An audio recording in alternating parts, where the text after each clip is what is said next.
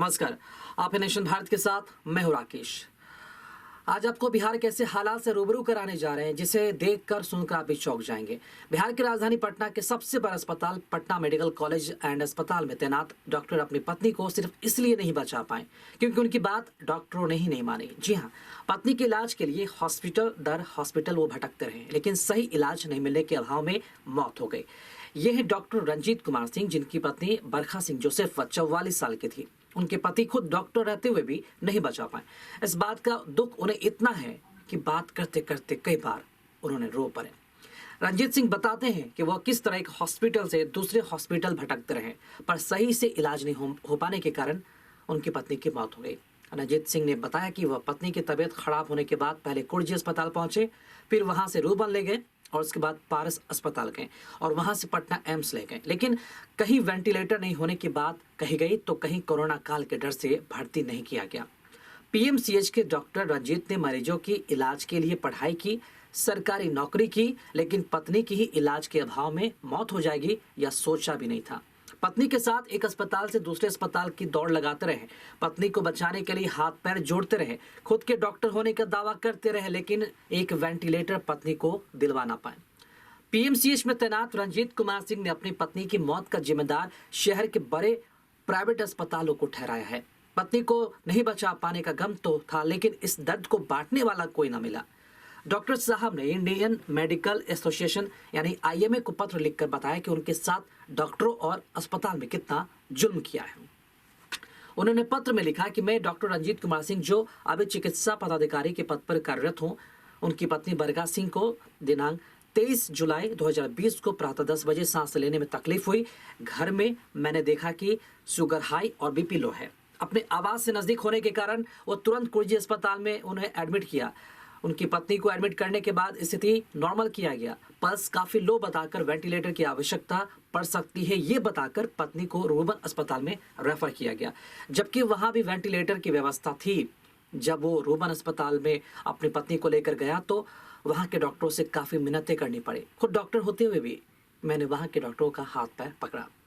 उन्होंने आगे लिखा कि कुछ देर ओपीडी में इलाज के बाद वेंटिलेटर का बहाना बनाकर वहां से भी उन्हें दूसरी जगह रेफर किया गया। उसके बाद वो पत्नी को लेकर पारस अस्पताल गए। वहां डॉक्टरों ने देखना तो दूर छुआ तक नहीं। डॉक्टरों का एक दूसरे डॉक्टर के साथ इस तरह प्रकार का व्यवहार करना उनके लिए हृदयघात के समान था। उसके बाद पत्नी को एम्स पटना ले जाने के दौरान रास्ते में ही मौत हो गई।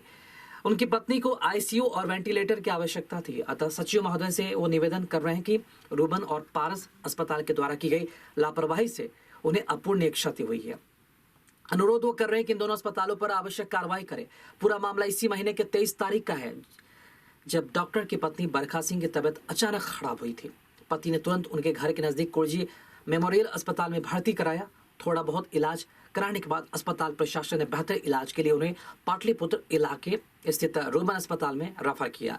वहां उनका कोरोना जांच किया गया और रिपोर्ट निगेटिव आई। डॉक्टर साहब का आरोप है कि पत्नी को आईसीयू में एडमिट करने के बजाय ओपीडी में रखा गया। तबियत बिगड़ती देख वहां से भी उन्हें पास हॉस्पिटल ले जाने की बात कही गई। वहां पहुंचने पर उन्हें डॉक्टर समेत सभी स्टाफ की मिन्नतें करनी पड़ी, फिर भी उन्हें वेंटिलेटर की सुविधा नहीं मिली। अस्पतालों के चक्कर लगाते लगाते वो पत्नी को लेकर पटना एम्स पहुंचे। वहां भी उन्हें आधे घंटे तक रोक कर रखा गया और इसी बीच पत्नी के गेट पर मौत हो गई। अब डॉक्टर रंजीत ने आईएमए को पत्र लिखकर प्राइवेट अस्पताल पर उचित कार्रवाई की मांग की है। आईएमए की सचिव को लिखे पत्र में डॉक्टर रंजीत ने रूबन और पारस अस्पताल को पत्नी की मौत का कारण माना है और उन पर उचित कार्रवाई की मांग की है। उनकी एक बेटी है जो 12वीं पास कर डॉक्टर बनने के लिए तैयारी कर रही है। जब डॉक्टर पिता निजी अस्पताल डॉक्टरों से चिरौरी कर रहे थे, उस वक्त उनकी बेटी आकांक्षा अपनी मां के साथ एम्बुलेंस में बैठी रही। डॉक्टर परिवार से होने का जो गर्व था उसके सामने वो चकनाचूर होता दिख रहा था। पिता की परेशानी और मां की बिगड़ती तबीयत उसे परेशान कर रहा था। एक अस्पताल से दूसरे अस्पताल जाने का उसका विश्वास डगमगा रहा था।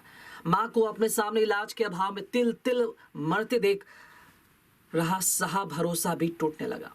आकांक्षा की आंखों के सामने मां की सांस टूट रही थी, पर वो बेबस थी, बिल्कुल निरीह। 13 घंटे तक मां को इलाज पाने के लिए भटकते पिता की स्थिति देखकर आकांक्षा भी हिल गई।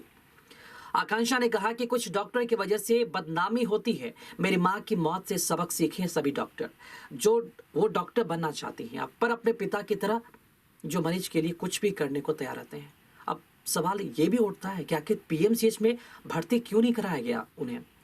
पटना के वैशाली अपार्टमेंट में रहने वाले गार्ड ब्रजकिशोर और पड़ोसी गौतम बताते हैं कि इस अपार्टमेंट में 8 डॉक्टर रहते हैं, फिर भी अपने पड़ोसी डॉक्टर की पत्नी को नहीं बचा सके।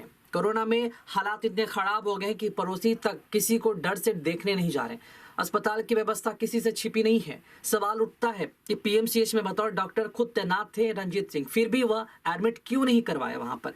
क्या डॉक्टर रंजीत को पीएमसीएच पर भरोसा नहीं था, या फिर बीमार पत्नी जिसे सांस लेने में तकलीफ हो रही थी उसे आखिर आशंका किस बात की थी जिस डर से एडमिट उसे नहीं करवाया गया। इस सवाल के जवाब में डॉक्टर साहब का बयान आया है। उन्होंने कहा कि पीएमसीएच में इलाज तो होता है, लेकिन जितनी संख्या में मरीज आते हैं उस अनुपात में डॉक्टर, नर्स, पारा मेडिकल स्टाफ नहीं होते।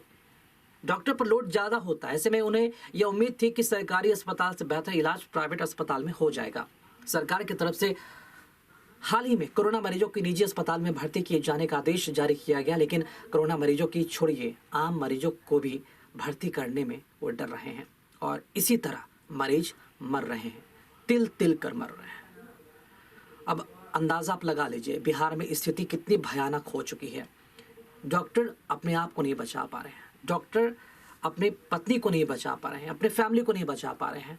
लोग बिलट कर मर रहे हैं, लेकिन ना तो उनका स्वास्थ्य महकमा कुछ कर पा रहा है और नहीं बिहार की प्रशासनिक आमला कुछ कर पा रही है। खुद बिहार के मुखिया नीतीश कुमार चुप हैं, न जाने अंधेरे में कहीं खो से गए हैं। ना तो वो दिख रहे हैं, ना बोल रहे हैं। अब सवाल उठता है कि बिहार का आखिर होगा क्या, बिहार की जनता का होगा क्या। नेशन भारत में खबरों का सिलसिला जारी है। खबरों में अपडेट बने रहने के लिए आप देखते रहे नेशन भारत। साथ ही हमारे वीडियोस को लाइक करें, शेयर करें और हमारे यूट्यूब चैनल नेशन भारत को सब्सक्राइब करना ना भूलें। नमस्कार।